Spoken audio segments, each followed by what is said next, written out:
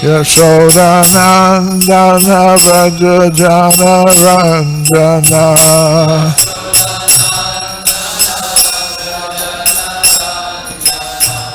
Yamuna Tira Vanachari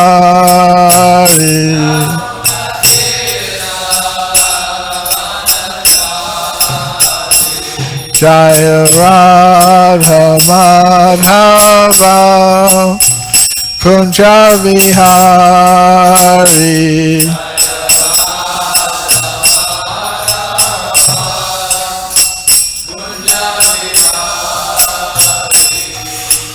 Gopi Chana Vallabha Girivardhari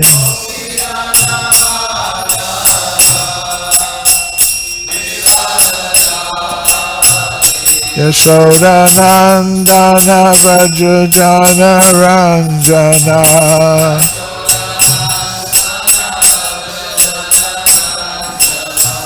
Yamuna Tira Vanachari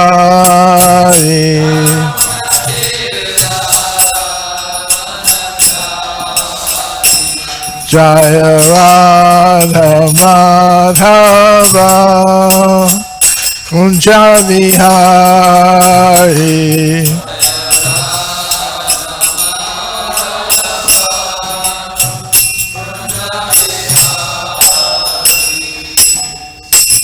Jayam Vishnupad Paramamsa Parvajakacharya Asatar Sata Sri Srimad Divine Grace A.C. Bhaktivedanta Swami Prabhupada Ki Jai Ananta Koti Vaishnavrinda Ki Jai ISKCON Founder Acharya Srila Prabhupada Ki Jai Grantaraj Srimad Bhagavatam Ki Jai Gaur Premananda.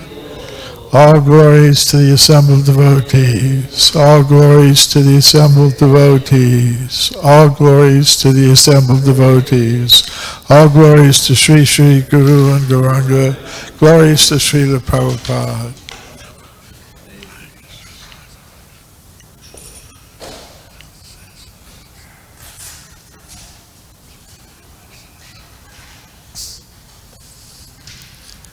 Om Namo Bhagavate Vasudevaya. Om Namo Bhagavate Vasudevaya.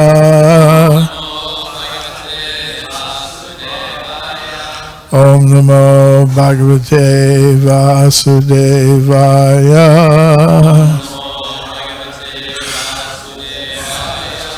Srimad Bhagavatam, Canto 3, Chapter 21, Conversation between Manu and Kardama. Text 13. Rishir Uvacha Justam Bhatadyakila Sattva Rashe Samsidyam Akshnosh Tava Darshanan Naha Yadarsanam Janmabir Ijja Sadbir Ashashate Yogino Rudha Yoga Rishir Vacha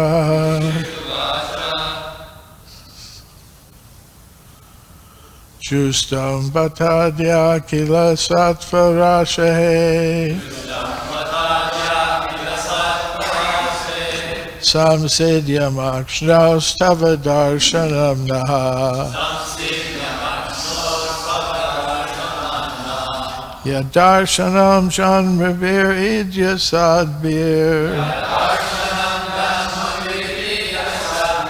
Ashasate Yogino Rudha Yoga Rishir Vacha Justam Bhatyada Kiva Satvarase Samsidya Makshno Stava Darshanam Naha Ya Darshanam Janmabir Idya Sadbir Ashashate Yogino Rudha Yoga Rishivacha Justam Bhatatya Kila Satvarashe Samsidya Makshno Stava Darshanam Naha Ya Darshanam Janmabir Idya Sadbir Ashashate Yogino Rudha Yoga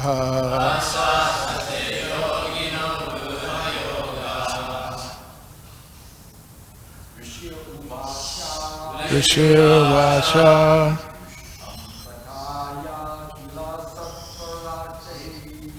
Sambhatadya Kila Satvarashe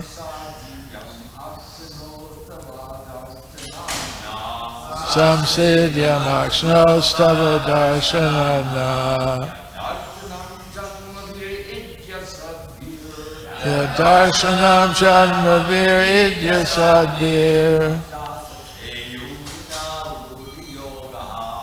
Sasate Yogino Ruda Yoga Rishivacha Patataya Kila Satvarashe Aksidya Makshno Stava Darshanamna Ya Darshanam Janmavir Idya Sadbir Shasate Yogino Ruda Yoga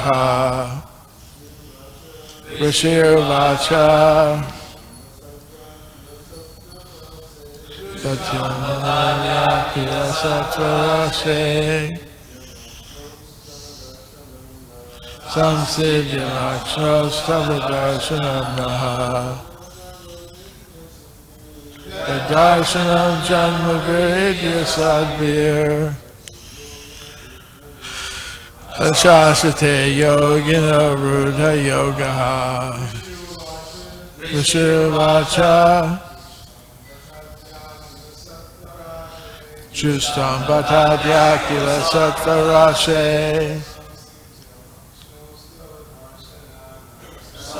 Makshno Stava Darshanam Naha The Darshanam Janmavir Idya Sadbir Ashasate Yogino Rudha Yoga Rishivacha Justam Bhattadya Kila Satvarashe Samsidya Makshno Stava Darshanamna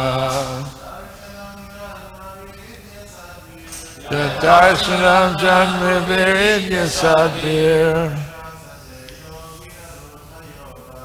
Ashasate Yogino Rudha Yoga Rishivacha Justam Bhattadya Kila Satvarashe Samsidya Makshno Stava Darshanamna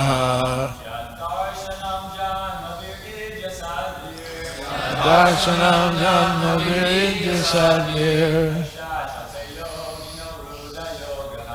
Ashasana Yogino Rudha Yoga Vaishnavis Rishivacha Sambhataya Kila Sattvarashe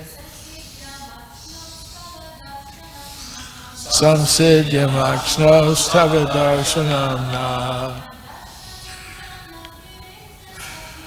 Yadarshanam Janma Viridya Sadhir Asasana Yogina Buddha Yoga Rishi Uvacha, the great sage said, Justam is attained, Bata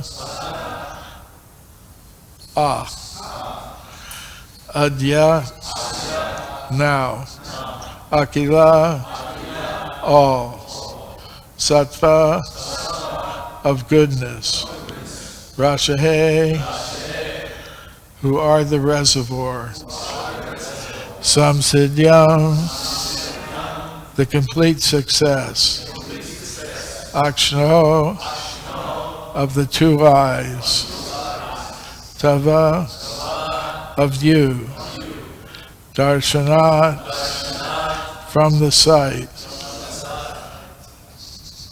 Naha by us, yet of whom, Darshanam sight, Janmabhi through births, Idya, O worshipable Lord, Sadbhi gradually elevated in position, Ashasate aspire, Yoginaha yogis, Ruda Yoga having obtained perfection in yoga. Translation, purport by His Divine Grace, A.C. Bhaktivedanta Swami Prabhupada. Translation. The great sage Kardama said, O Supreme Worshipful Lord, my power of sight is now fulfilled, having attained the greatest perfection of the sight of you, who are the reservoir of all existences. Through many successive births of deep meditation, advanced yogis aspire to see your transcendental form. Purport. The Supreme Personality of Godhead is described here as the reservoir of all goodness and all pleasure. Unless one is situated in the mode of goodness, there is no real pleasure. When, therefore, one's body, mind, and activities are situated in the service of the Lord, one is on the highest perfectional stage of goodness. Kardama Muni says, quote, your Lordship is the reservoir of all that can be understood by the nomenclature of goodness, and by experiencing you face to face, eye to eye, the perfection of sight has now been attained, end quote. These statements are the pure devotional situation. For a devotee, the perfection of the senses is to engage in the service of the Lord.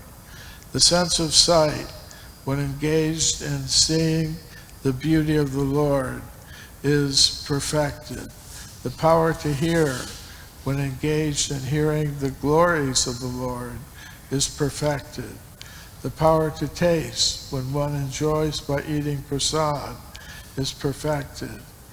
When all the senses engage in relationship with the personality of Godhead, one's perfection is technically called Bhakti Yoga, which entails detaching the senses from material indulgence and attaching them to the service of the Lord.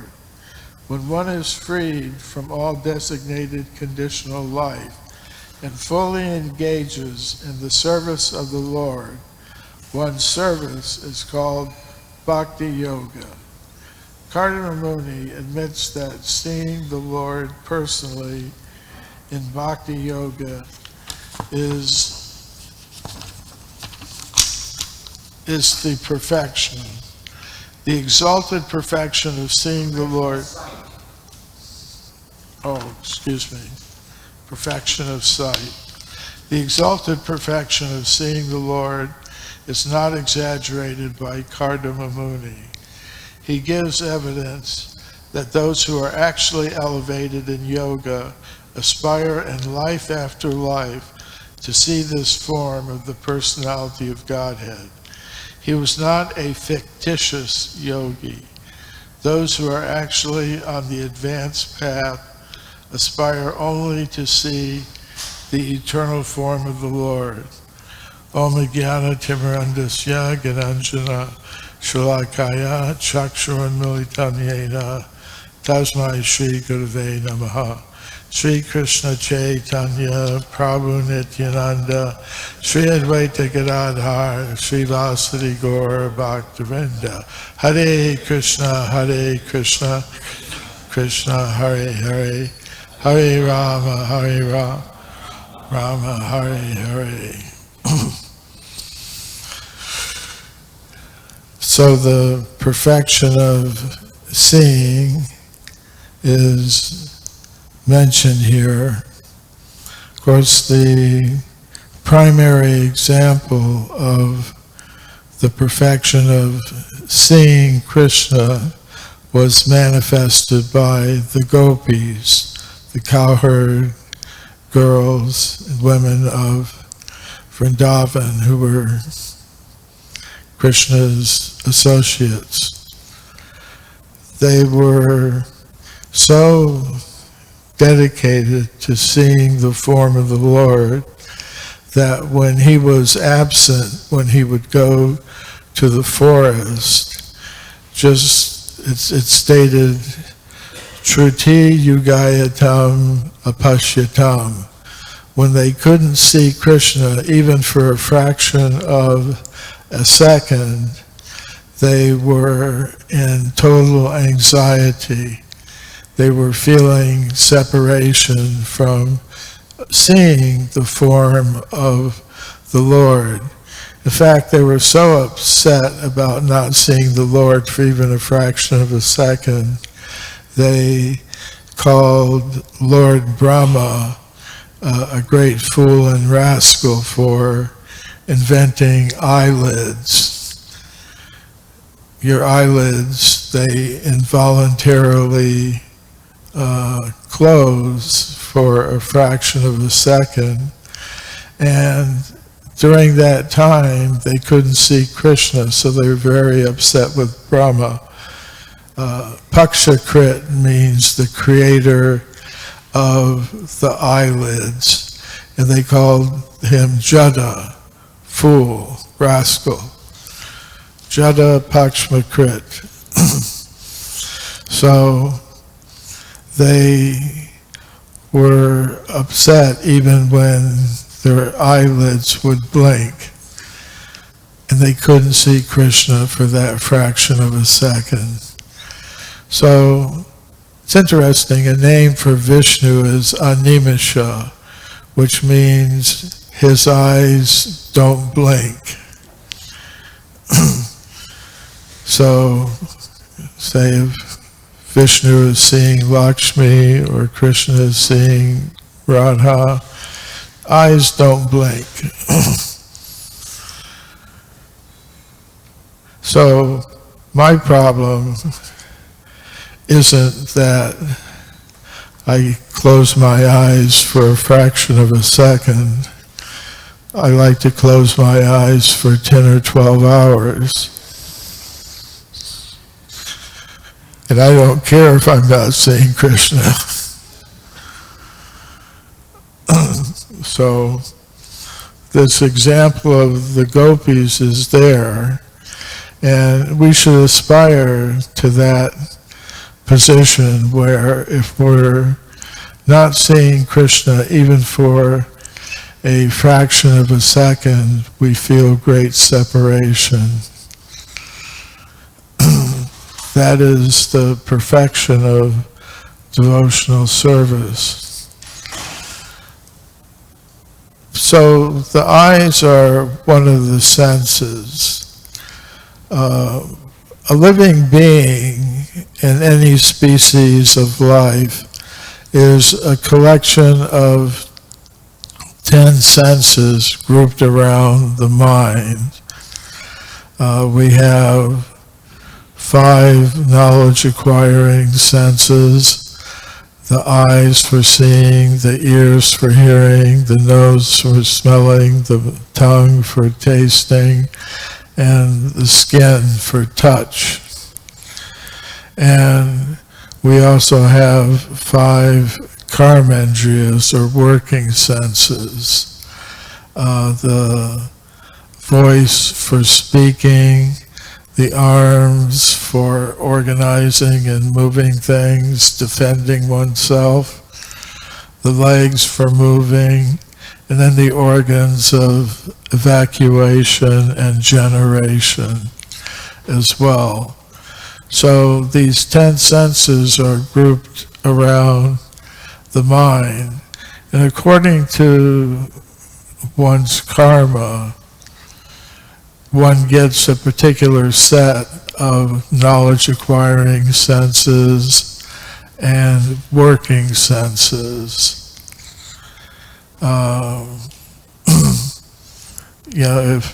One could have the senses of a plant or a dog or a cat or a dinosaur or a human being.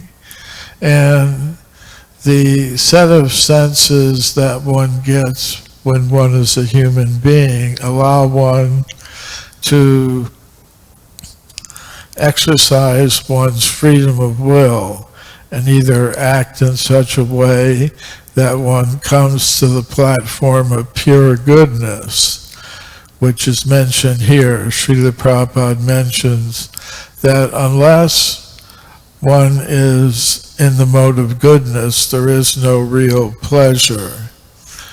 Actually, the nature of the soul, any soul, is that it is seeking after pleasure. Anandamaya Bhyasat, stated in the Vedanta Sutra, that the soul is pleasure-seeking.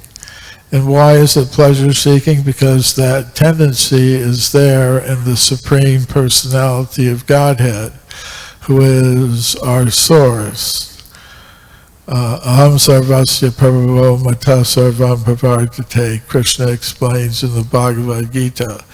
I am the source of everything. Everything is coming from me.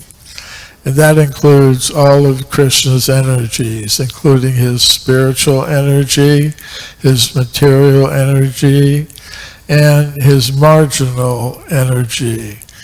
We are part of Krishna's marginal potency, the Jiva Tattva, Jiva potency.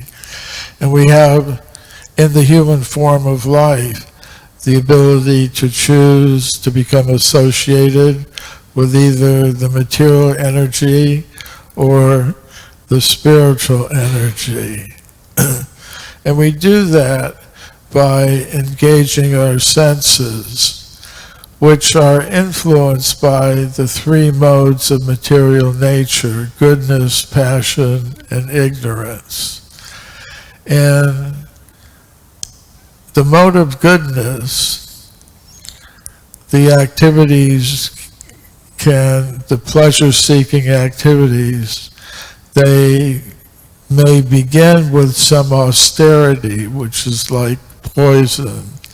But if one sticks to the austerities, the regulative practice of devotional service, in the end, in the mode of goodness, it's like nectar. And in the mode of passion, if one seeks after pleasure motivated by the mode of passion, stated that in the beginning it's like nectar, but in the end it's like poison. And in the mode of ignorance, it's just pain and suffering from beginning to end. But in the material world, the mode of goodness is mixed with the modes of passion and ignorance. So there's no perfect happiness on the material level of reality. For that, one has to come to the spiritual platform, the state of Shuddha Sattva. And that's what we're striving to attain through the practice of Bhakti Yoga. Rishikena Rishikesha Sevanam Bhakti Uchite. When we engage the senses in the service of the Lord of the senses, that is Bhakti Yoga. Sarvapati Vinirmuktam Tatparatrena Nirmalam Rishikeni Rishikesha Sevanam Bhakti Uchite. We have to become freed from all kinds of upadis. That means false designations that are imposed upon the Swarupa, the real identity. Jivara Swarupa Hoy Krishnera Nityadas. That's our real identity. But when we impose the upadis, the false designations, on that real identity, we become lost. So what are these false identifications? I am Russian, I am Chinese, I am American, I am French, I am British, I am man, I am woman, I am black, I am white, I am yellow, I am rich, I am poor, so on and so forth. So when we identify like that, we can never experience pure happiness. We have to become freed from these designations and engage all of the knowledge acquiring and working senses which are grouped around the mind. We have to engage them in Krishna's service. So the first step is Mana Krishna Padar Vindayo. We have to focus the mind on Krishna. And if we focus the mind on Krishna, then the senses will follow.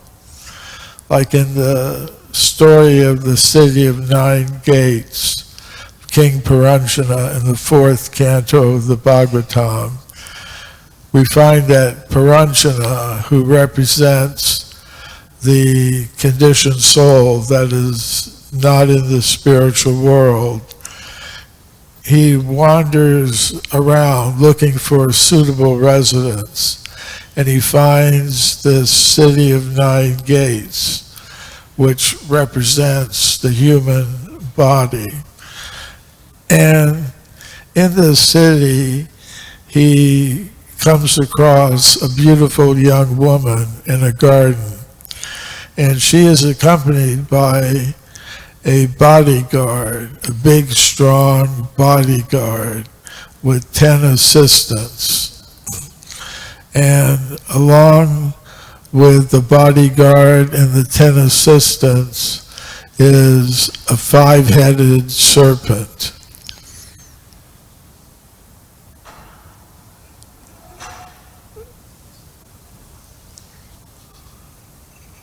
Okay, we're running out of time. Thank you for the signal. So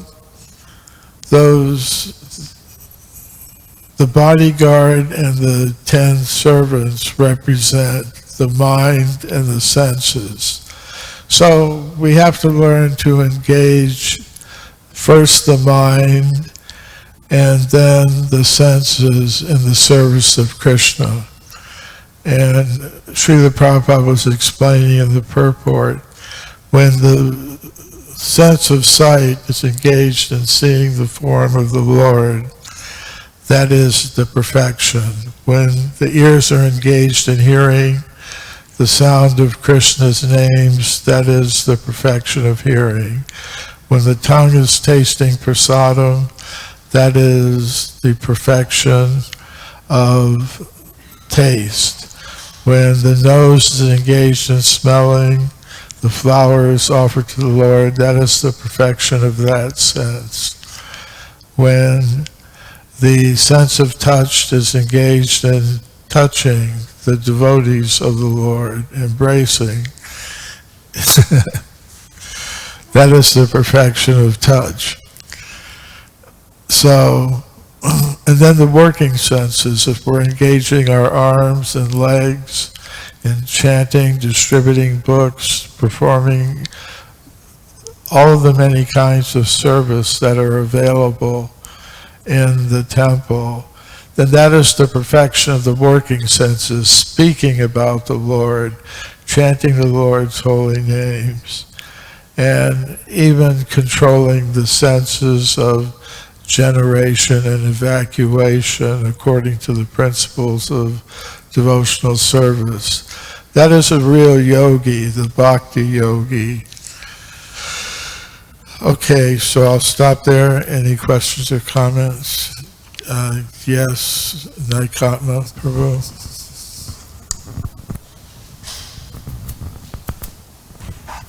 Thank you very much, Prabhu, for a very nice class. It was nice how you were dissecting and pointing out the perfection of all the different senses. And in the purport, Prabhupada also makes that same point, where he says that Kardama Muni, his seeing of the Supreme Lord was not an exaggeration. There's a interesting question that comes up in Jagannath Leela, that the devotee or a person was asking, why does Jagannath have such large eyes? Why do these deities have such big eyes? They don't have eyelids, but instead they have these big, huge eyes. The answer is that it's because it's better, all the better for him to see his devotee. And we all have practical experience of that. That when whether you're in a crowd of thousands of people, or millions of people in Puri, or thousands along the beach, or even in the back of the temple room, there's hundreds of devotees in front. If you happen to, your eyes land on the eyes of Jagannath, he's looking at you. No matter where you're at, this side, that side, up, down, miles away, and it's not an exaggeration that Krishna is seeing us, and he's reciprocating at every moment. We just have to make an attempt to look toward him. So it was very nice how you were elaborating on that whole position of the personality of Godhead and how the senses can be purified. So, thank you. Thank you. Such an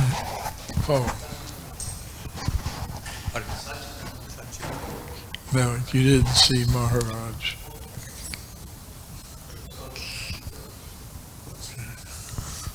In the description of Ambarish Maharaj relating every one of the organs of the senses, like 100%, it's like complete, the understanding how one can be engaged in all the senses of the Lord. My question is that among all those, you didn't mention, but there is one in the bottom of that line that mentions that, and the yogi or the devotee should become one with the Lord. In other words, the desires of the devotee should be desiring everything the Lord desires. So if one my question is, if one doesn't do that, you can still be engaging your senses, but your desires might be separately. Would that be correct to think that mechanically, ritualistically, sometimes might be in the lower stage? Oh, I'm doing this, I'm doing that, I'm engaging my side, I'm doing this, but you still have some desires harboring in the back of your mind that are not in tune with Krishna's desires. Iha yasya harir dasye karmana manasa gira stated that iha means here. Here one's desires should be to engage body, mind, and words in Krishna's service. So, yes, it is possible to be thinking of Krishna in a bad way, like Kamsa did. So it's good that he was thinking of Krishna, but it's not considered pure devotional service. So yes, one does have to have proper desire.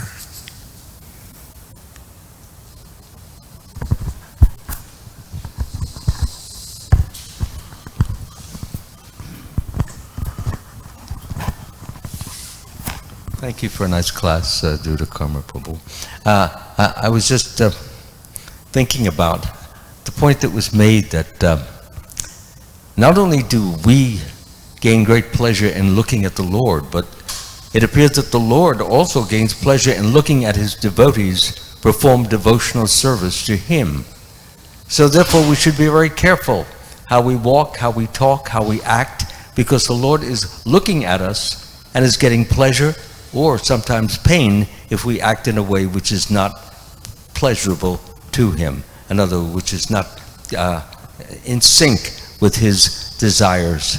So therefore, this is a nice concept that God takes pleasure in looking at his devotees who are idolizing him or looking up to him or bowing down to him or doing any devotional activities to him, as long as they are being done purely, sincerely, and lovingly. Yes, it's a very good point. Srila Prabhupada would sometimes cite his spiritual master, Bhaktisiddhanta Saraswati, and say, don't try to see Krishna, try to act in such a way that Krishna will want to see you. Yes. Srila Prabhupada ki jai, Grantharaj Srimad Bhagavatam ki jai.